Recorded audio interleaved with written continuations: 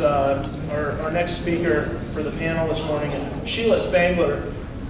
Sheila spent the last 20 years in banking, commercial banking, lending, all aspects of the banking world.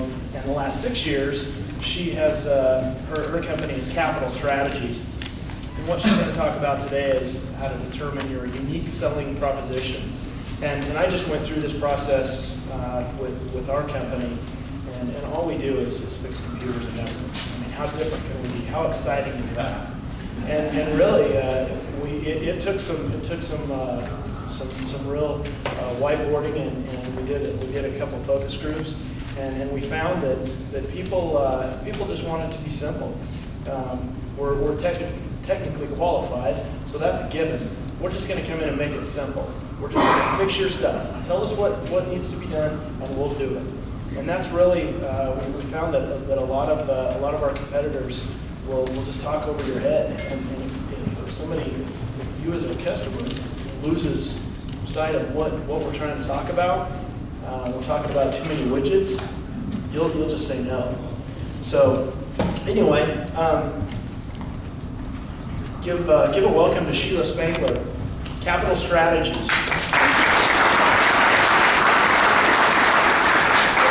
Thanks for coming out to Meridian Business Day. I'm excited to be here. This is my first time here. Can you all hear me all right? Clear to the back? A little louder? Is this thing movable? I feel like I'm so far back. Whenever I see a stand like this, it makes me think I'm going to start breaking out into song. But anyway, we're here to talk about your unique selling proposition. And a lot of you may be wondering, well, what in the world is that? Well, that is the thing that makes people choose you over and above anyone else in your industry, to choose to do business with you. So, as I was introduced, I'm Sheila Spangler, Capital Strategies business advisory firm. And my USP is I work with business owners to create profitable companies so you can live the life that you want right now while you build a valuable asset for sale in the future. And so that's a much more interesting way of saying that I've been a business broker in the last 6 years. I mean, business broker kind of brings up a different connotation than when you say, look, I work with you to build that value in your company so you have something when you're ready to sell. Because most of you, as business owners, most of your net worth, what we've discovered, is tied up in your business. So how do you get that net worth out of your business? Well, you better build it and be able to sell that business when the time comes. So, now why in the world would I, a business broker and former banker, be talking to you about your unique selling proposition? Well, it's because I learned about this being on my own. You know, when I started my business 6 years ago, you kind of start your business with stars in your eyes, and you think, oh, this is easy, right? Everybody just shows up, and then once you get through the low-hanging fruit of people that do business with you, then you actually have to learn how to sell and how to set yourself apart. Well, and I've looked around the room. I don't think there are any bankers in the room, are there? If so, raise your hand. Okay. What bank do you work with? Denver Bank. Oh, okay. Okay, good. Are you guys lenders or? Yes. Okay. Well, forgive me for what I'm about to say. But one of the things about banking, and when you've been in banking as long as I was, and I was a graduate of Pacific Coast Banking School, which means I know how to read the bank balance sheets, I know how to analyze it, I know how to tell you if your bank's good or bad, and as well as analyze your own financial statements. So I've done all that stuff, but one of the things that the banks and most large companies are not that great at is their advertising, because they advertise it on an institutional level rather than on why should I choose you to do business? I mean, you've seen the ads, come to me because I've got 1.3% interest. Well, who cares, you know? I mean, what are you gonna do for me? This guy over here's got 1.5, what does that mean?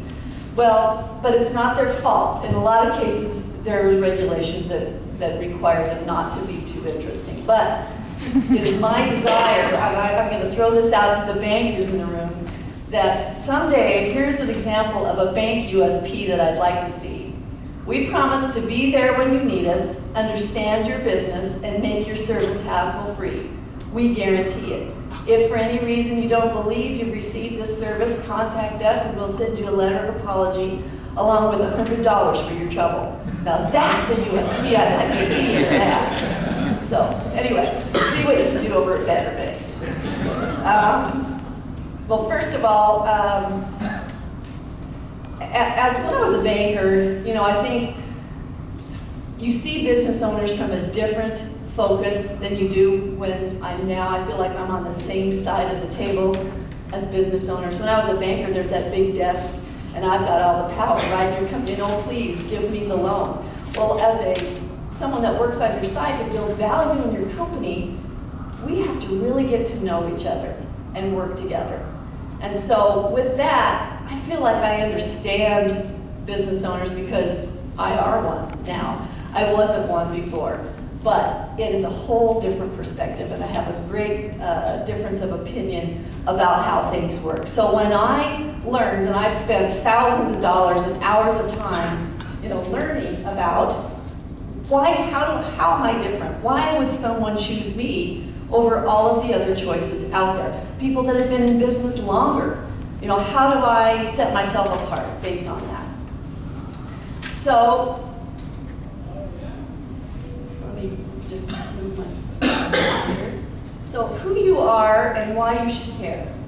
So this is one of the key questions to setting yourself apart in your business. What do you want your customers and prospects to think of when your company name is mentioned?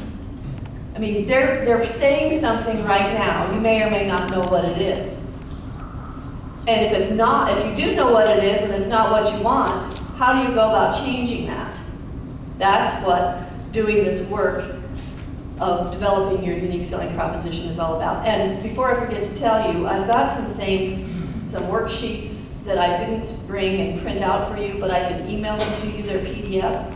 And so it'll take you through this process. There's like 5 or 6 little sheets to fill out, and it really helps you get your thought processes going. So when we get towards the end, I'm going to pass around a sign-up sheet. So if you want those, let me know and I'll just send them to you. So, what do you want your customers to say about you? Anybody? Good things. Right. Like what, for example? If you, in a perfect world, if you could have your customers say something about you, what would it be? Most trustworthy company to do business with. Okay. Dependable. Okay. All right. Now, what do you think your competitors are saying about their companies? Exactly. So, that's where it gets a little more difficult, is how do you take what you know you want them to say, but make it, they choose you for that reason, and maybe something else, okay?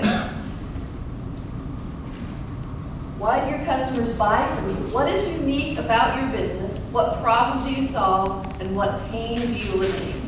I don't know if, how many of you know the reasons customers buy. There's only 2 reasons people buy. Anybody want to venture a guess? You probably know the answer now. Pain and price. Pain and price? I used to know that. Need. Emotion. You got it half right. Yeah, emotion. Well, sort of. Yeah. Need and price? Well, price actually has nothing to do with the reason why they choose you. It is only in about 20% of the cases after everything else is met. Trust is essential. So the reasons people choose to do anything is based on they're moving away from pain or they're moving towards pleasure. But pain is the bigger motivator. So in other words, think about the last thing that you purchased. Anybody want to be a guinea pig here and just tell me what you purchased, and then I want to walk through the reasons why you purchased that.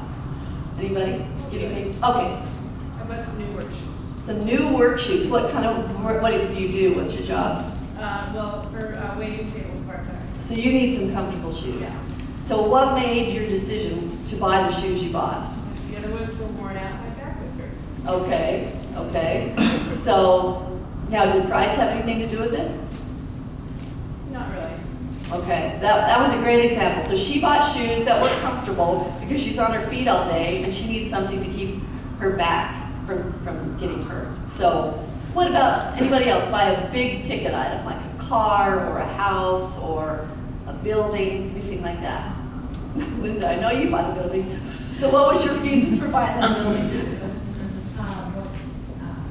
More comfortable, or just a better place to be, better, comfortable place to be for the staff. So it's more comfortable, better location, and you can run your business in the way that you want to run it now, right? Could you have lived in the other place? Could you have stayed there? It was cheaper, you know? Yeah, probably. Yeah. But that overwhelming desire to have something of your own. So what is that? That's emotion. And I know there's several gentlemen in the audience, and I've made this comment before, that everyone, I don't care if you're male or female, we look at all the facts, but we buy based on emotion and we justify it with logic. And when I first heard that, I thought, well, that's the craziest thing I've ever heard. Because, you know, being a banker, you know, it's all about the numbers. If it doesn't cash flow, if you don't have the collateral, you don't get the loan. But as I started thinking again, when you've got all the pieces put together, and maybe there's a little question on one thing or another, one thing on collaterals and quite right, one thing on cash flow, but you've had a nice package put together and the banker likes you and they, you know, you've done everything they've asked you to do. Well, if they can do it, they will. And it's based on emotion. It's that gut feeling they have about you. And that's probably a little known secret about bankers is, don't go in and ask them how much you can borrow with a bunch of dog-eared paper. Go in prepared, be professional, and then they're gonna want to help you if they can. So, anyway, moving on. What I'd like you to do right now is, if you've got some pieces of paper, write down why your customers buy from you. And as you're writing that down, I'm going to tell you why, in my experience with my clients, why they have purchased from me. Because what I sell is an intangible. I don't have a product to hand out. You know, so I have to sell myself. I have to build trust. I have to gain that by who I am, what I do, and then, of course, getting the testimonials from past clients that help justify that. So what I do for my clients is I eliminate the confusion when it's time to sell. I show you the value of your business, how to qualify a buyer, how to eliminate the tire kickers and time wasters, and we'll even help the buyer get financing to purchase your business. I tell you to focus on running your business and let me handle the rest. And then I'm going to give you testimonials from past clients to let you know what I've told you is true. Because there is nothing so powerful as what someone else says about you versus what you say about yourself.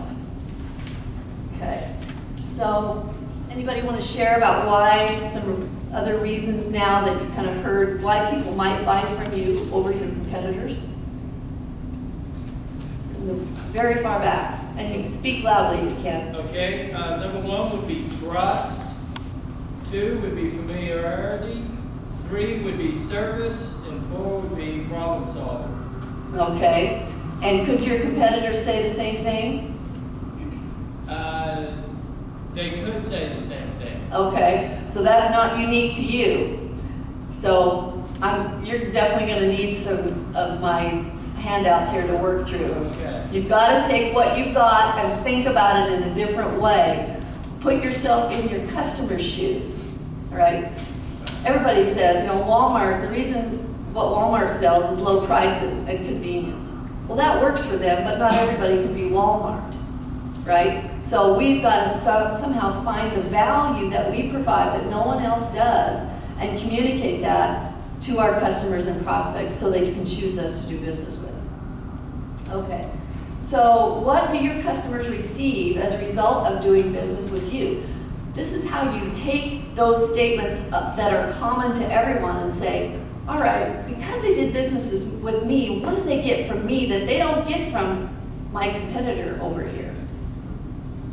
All right, that is a tough thing, and sometimes it's hard to do by yourself. I mean, as you experienced, you spent a whole day going through a whiteboard doing this process, and so that's great. Then it was probably some work involved. I hate to tell you, there's a little bit of work involved in this. On your own. You know, we can certainly help you, but this is something that's key to improving your business. All right. Now, I don't know if any of you watch Kitchen Nightmares on TV with Chef Ramsay. You know, I think that's illuminating. There's been businesses that I would have liked to have done that with, but you gotta have the right personality. Anyway, there was one particular episode where he changed the menu. They'd been selling, I don't know what it was. They had tiki lights and bamboo, and it was in New Jersey. And so it's like tiki lights and bamboo in New Jersey. That has nothing to do with the environment that you're serving. So he completely changed it. He put in like meatloaf, mashed potatoes, and gravy, which matched the market that they were in. So one of the things, as you're working on your unique selling proposition, is who's your target market? Who and who do you want to do business with? Who, you know, when you look at all the people out there, and we all say, yeah, we want to sell to everybody, but that's not realistic. In fact, that's a great way to fail. Niche down your market. Who would be the best buyer of my product? And then think about, put yourself in their shoes. Why would they want to buy from you? Oh, I'll just use a personal example. When I started doing what I do, you know, helping business owners sell and buy and finance their business, I didn't want everyone. I didn't want the masses. I wanted business owners that typically were husband and wife business owners, because I could go in and help them and relate to them on a personal level. People that wanted to get bank financing, or I knew that their business cash flowed to the ability that we would be able to get bank financing. So not everybody met that criteria. So in your business, the more people you can eliminate and focus on, the better you're going to be. Have you ever heard of the Pareto principle? That's where you get 80% of your income from 20% of your clients. And so the question is, why are they messing around with the others? You know, focus on that 20%. The problem is, if you don't know, if you don't measure what your clients are bringing into you, it doesn't do you any good. So first you have to know what your profitability is on each of those clients. Okay. Moving on here. Your competition. Now, I know that some of you are going to say, well, I don't have any competitors, right? I'm in a business where there really isn't anyone that does what I do. Well, they may not do exactly what you do. They may not call themselves what you do, but believe me, they're competitors. And so I'm gonna tell you a story to illustrate my example. Years ago, when I was still a banker, people would bring me their loan packages for startup businesses. And if I insult anyone, I apologize, so in advance. They brought me the loan package, and they wanted to open this little retail restaurant. And it was to sell toast and coffee, okay? Well, and I said, who's your competitors? Thinking, you know, they should look at the bagel shop that's down the street and the little diner that's down the street. Well, we don't have any competitors. Nobody sells toast and coffee. And I said, well, they may not call it that, but just because you have toasters from Switzerland, I mean, no one really is going to care about that. You're not giving them a reason to care. And so I turned the loan down. Well, they went ahead and opened their business anyway, and it didn't make it. So the point of that is they didn't know if there was a market, and they didn't think they had any competitors. It's not the case. You've got to look beyond what you do and say, what are those competitors' strengths? What do they do really well? And I know we don't like to admit it, but what do they do really, really well? And what do I do well? What do they do poorly? And what do I do poorly? And then you examine taking your strengths, because I'm a big believer on taking what you're good at and making it better rather than trying to improve your weaknesses, because you can spend your whole life doing that and never be very good. You'll just be average. So what do I do really well? And maybe I don't have to be everything to everybody, and I only need a niche, and I only need 20% of those people to give me 80% of my profit. So is that starting to make sense? Have you all heard this before? Or is this something new? Or is it a good reminder? Okay, good. So see, this is stuff you know. You just maybe need to think of it in a different way. So look at your competitors. Now, this is the single most important thing that you'll do before you market your business, is really drilling down and saying, who am I, what do I deliver, and why would somebody do business with me? If you could say that in under a minute when you meet someone, instead of saying, hi, I'm Sheila. What do you do, Sheila? I'm a business broker. Already, you're zoned out. Well, hi, Sheila, what do you do? Well, I help people build value in their companies so when they're ready to sell, they have something that's valuable so they can retire and live the life that they want. Wow, really? How do you do that? So that creates a conversation. So do you guys think you could come up with a USP statement? And I'm going to give you some hints here. Here's some sample USPs that you may have heard of. Now, if you were in the, what was it this morning with Dale Dixon, we talked about the Domino's people. They have their USP, or their old USP used to be fresh hot pizza delivered in 30 minutes or less guaranteed. Well, at the time when Domino's first started, their niche was college kids.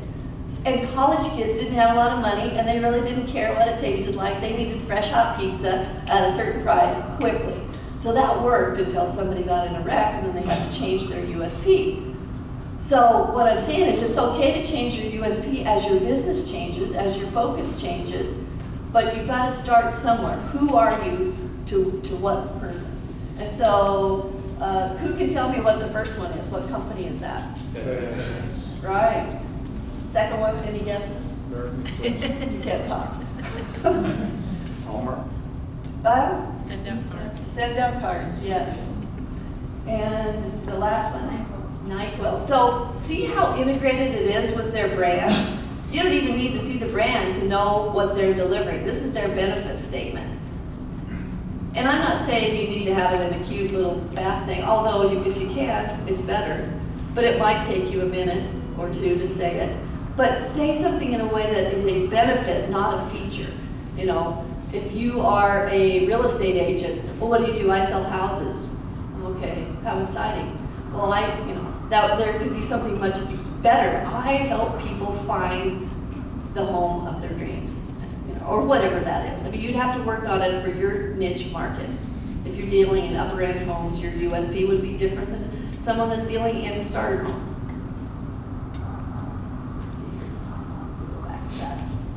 All right, so what I'd like to do now is, we've got a few minutes left. I want to pass around some sign-up forms, and what this is I will send you these little worksheets that I've developed to help you develop your USP. And it's something, it'll walk you through the process. If you just follow it, it'll help you. And then I've also got, I'm going to give away 2 free half-hour complimentary consultations with me for free to pick my brain on anything about your business, whether it's developing your USP, how to build value in your business, how do I make my business a profitable company that's going to be valuable down the road, how do I get financing today? That's a big question. Originally, when they asked me to speak here, they wanted me to speak on financing. And I said, well, that's going to be a short conversation. Good luck.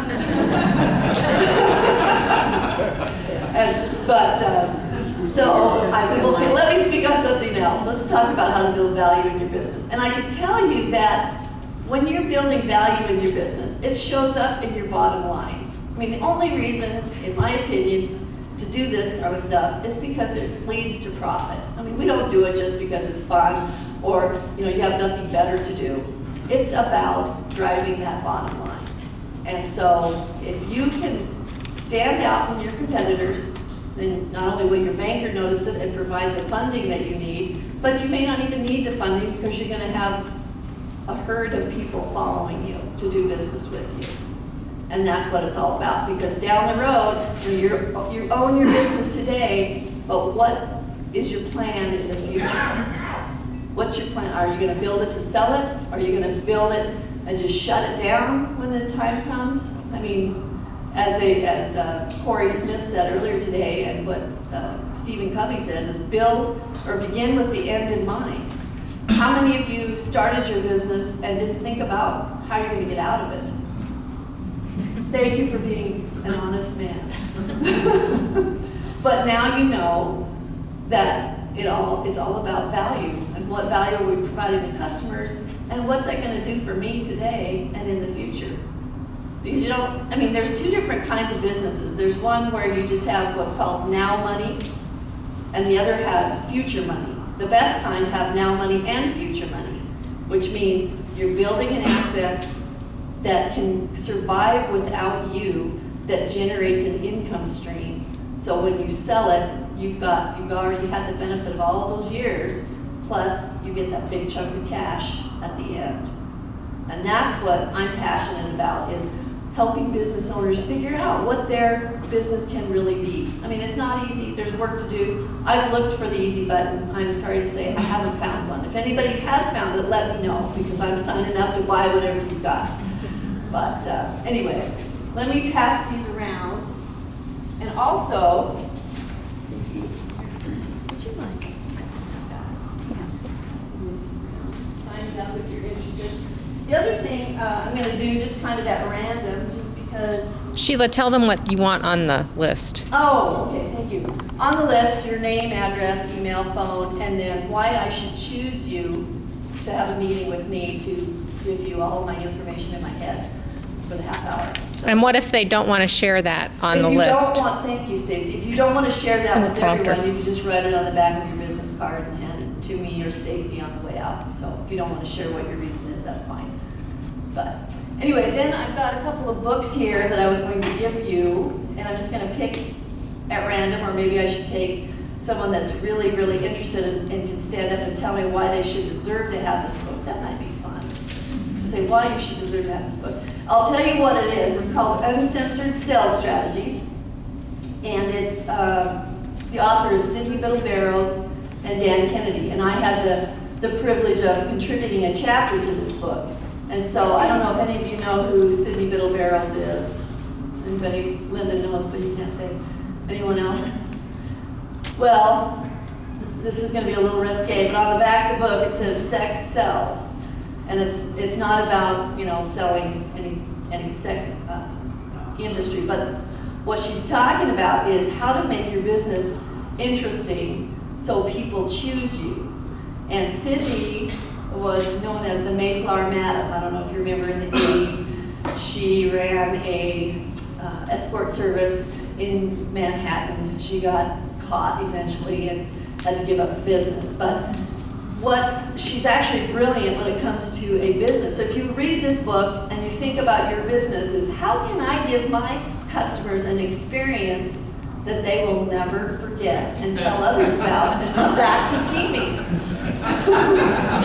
Yeah. So when you read books, you can't just say, well, I would never do things like that. Think about it in a form of a model and she has a lot of other little stories in here too. It's not just about sex, although there's a little bit in there.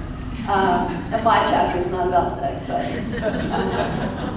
But it's actually a great book, kind of a guideline for you to look at your business in a different way. And this might help you as you develop your USP. So if anyone is interested and would like to, all right, you guys come take your microphone and tell me why you should get this book. Oh, I get to tell you why.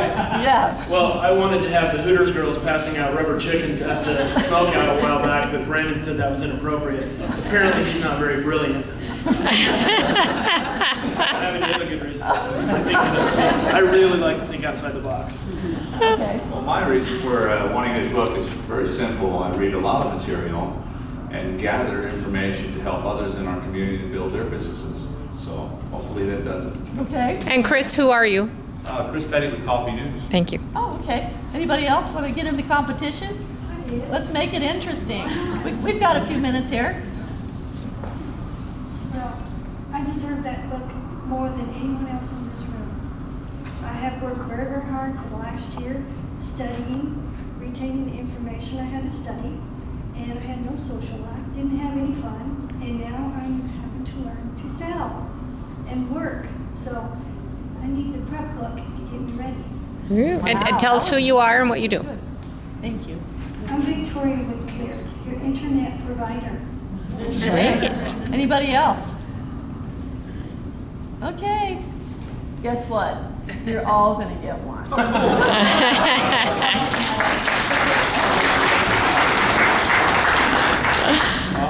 Thank you. Thank you very much. Thank you very much. Yeah, well, I've got a couple others in the car, so I will get you. That's awesome, thanks. You're welcome. Let me know what you think of it. You got it. Yeah.